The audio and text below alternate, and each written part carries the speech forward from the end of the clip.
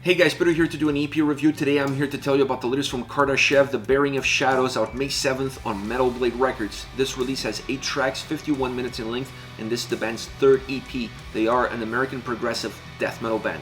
Now this is a reissue, re-release by Metal Blade Records. The original came out back in May of 2020. But this reissue, this re-release really achieves 3 goals for the band and the label. 1, it celebrates the 1-year anniversary. 2, for the fans of the band, not only are you going to get the 4 original tracks, you're going to get the instrumental versions of those same tracks. 3, for those that are not very familiar with the band, perhaps this will give you a chance to get acquainted a lot quicker than waiting for a full-length album. So it allows you to dive a little bit deeper into their discography, discover them a little bit better, know them a little bit better, and prepare you for what perhaps is coming around the corner. Now we're going to jump into the 4 tracks that were part of the original release. The first one is Frame a Light. Such an enormous song to really get this EP going. I mean, this song is really big. It sounds big, it feels big, it just has a big presence. It creates this really dark undertone in it, and that dark undertone stays very consistent throughout your transitions as you progress through this song. It has some lighter moments, it has some heavier moments, but that dark undertone is always there regardless of where this song is taking you from a musical perspective. It's a really well-defined song as far as range is concerned, and I felt like the vocals helped define that range, define those parameters as you move around, because musically you feel like there's a lot of moving pieces, there's a lot of moving parts. But overall, the vocals control the track regardless if you're getting harsh vocals or clean vocals. They really allow the song to be a little bit more balanced.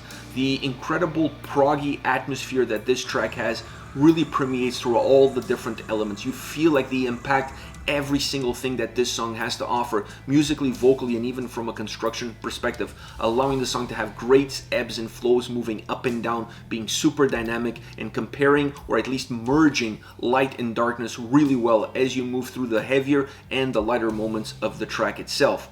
Next you have Snow Sleep, great guitar intro. It adds some heaviness, and once that heaviness comes in after that intro, it's really putting in forward by the drums and guitars. I mean, they really kick in the door and let you know that this track is not going to be as easy to navigate through as the intro perhaps leads you to believe. I mean, there's a lot of heaviness in this song, and there's some melodic undertones that are still present within that heaviness. You could still hear them, you can still feel them. It's a song that doesn't strip away all the melody and replaces it with heaviness. It keeps those two worlds living together, coexisting. A track that dips, that comes back up again, that has great vocals that really push the song forward, that allow the song to have such an aggressive tone to it, because that aggression is not just coming from the music that it holds, it's also coming from the vocals. You could really feel it and how they're coming across in the tone, in the delivery, in the styles, merging those angelic, clean vocals with the more brutal, I was going to say demonic, harsh vocals. You could feel like there's this yin and yang that permeates throughout this track that really is represented well by the vocal style and the vocal approaches. A song that feels like it has 2 channels. Sometimes they're separated, sometimes they're moving in their own different lane, and sometimes they're coming together and they're creating just one single output. That's how this song is put together. It allows to have a lot of variety, it allows to be very dynamic, to push you and pull you in different directions, and you're not really sure ever where you're going with it until you're already in the middle of it. Next you have Torchpassing. The drums on this track, absolutely phenomenal. If there's one thing you can walk away with it, is how strong the drums are, how consistent they are throughout the whole song. That doesn't mean they're going to be heavy from beginning all the way to the end, but they have a consistency of sound and approach that really stays true from the beginning to the end, allowing the song to have a strong base, to have a strong foundation. The same could be said about the vocals, but they are on a different platform. They do something else to the track. They don't ground the track, they levitate the track, or they expand the boundaries, or they define the boundaries that this song has, while the drums are keeping everything a little bit more controlled. They're keeping everything a little bit more on the ground. But these 2 elements coexist in perfect harmony from beginning all the way to the end.